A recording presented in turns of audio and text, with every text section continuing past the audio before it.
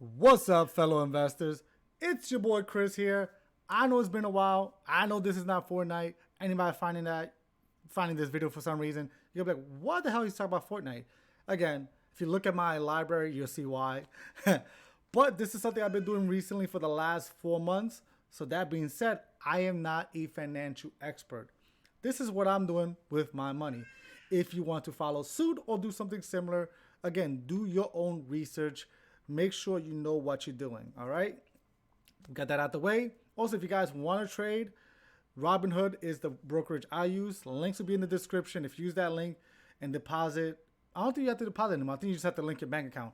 You get a free share, I get a free share. That's pretty awesome. But as you see in the title, why I got 100 shares of AMC Entertainment or AMC Theater. Now, there's a few reasons for that. First of all, as you see the price, kind of crazy right now. It's fluctuating like crazy. It's going up, it's going down. And for me, personally, that's a good thing. Why? Because I want volatility for what I'm doing with this stock as well. Now, again, I don't want it to be so volatile that it's going to drop, but I also want it to be too volatile that it's going to skyrocket. So it needs that balance. And again, you can't control what's going to happen in the stock market or even try to predict it. Now, I owned previously 20 shares at $3.50 a share, so roughly $70. And at that point in time, I wasn't investing anymore because there was the looming, can they go bankrupt? Because they're pretty much just draining money and they didn't have a big amount of money in their reserve. Recently, they got 400 pounds invested into the company, bringing a total of over $500 million in US. On top of that, when they sold shares at a certain price, where they, put it in the market, they pretty much was able to raise $900 million in the last month or so. That allowed them to not have to file for bankruptcy and could pretty much finance them for around up to like the end of the summer, give or take. Now, again, that could actually finance them more and longer than that, depending on vaccine, distribution of the vaccine, and of course, reopening theaters in New York City and LA. That's their two biggest market where they get most of their revenue, like from movies. Also, new movies coming out in the years to come, or in the remaining years until summertime as well, because that's what they need. They need the big blockbusters to come out for them to start making money. If they don't come out, they don't make money. It's that simple. Now, is this a good investment? If you're buying at this price, probably not. I'll wait for a dip to be below $4. That's when I'll say to buy. Now, if you're doing long term, yes, because I believe this stock, again, in my unprofessional opinion, will be $7 by summertime. Because if vaccines start coming out more with different companies out there, when theaters open up in bigger markets, and when some blockbusters come out, it's going to hit $7. Now, is this a $20 stock? No. Can it hit $10? Probably, but it's not going to sustain $20. So, again, you have to realize where you're going. That's why I say under $4, goodbye. Above $4, you're risking your own money. Again, if you're holding long term, could be good. You could buy the dips, but I will wait for it to go under $4. And I believe it will go under $4 in the next coming weeks. But again, it could also never go below $4. Who knows? That being said, currently I own 100 shares, as you can see in the screen. Average price is at $4.37. And as you see, it is dipping. It's also going up. It dips again, goes down. People are going to sell off because they're taking profit from the past day. That's going to happen. And I'm okay with that. So right now I'm up roughly almost 10%. But that's not the main reason I did this. The volatility, that's why. So yesterday, on top of buying an additional 80 shares, pretty much bringing my total investment into this company to $437. I also sold two puts, one for this week at $3.50. And the reason I did $3.50 because I don't mind owning an additional 100 shares at $3.50 price. Like I said, under $4. And this gave me a premium of $39. All right, and this is for next week. This week is a premium of $25. That is money somebody who bought a contract from me stating they believe it's going to go under $3.50. If it does, they could, of course, make me buy 100 shares at that price, regardless how much it dips. And then they make the difference in profit for themselves. That's what's a put pretty much in layman's term. Then I also did a call, meaning I believe by next week it's not going to go to 650. And for that person to buy this call, they have to pay me $102 of money I got. It's $1.02 per share, and of course, it's 100 shares that making it $102.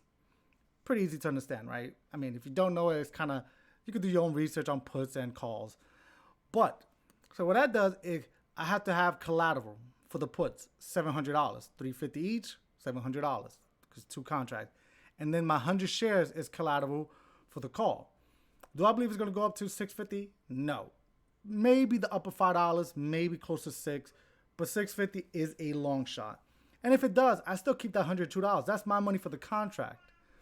Now, if it does get exercised because it goes to, let's say, $7 next week, now I sell my 100 shares still for 650, but look at my average cost basis is under 650. I'll make still capital gains between that 437 to 650.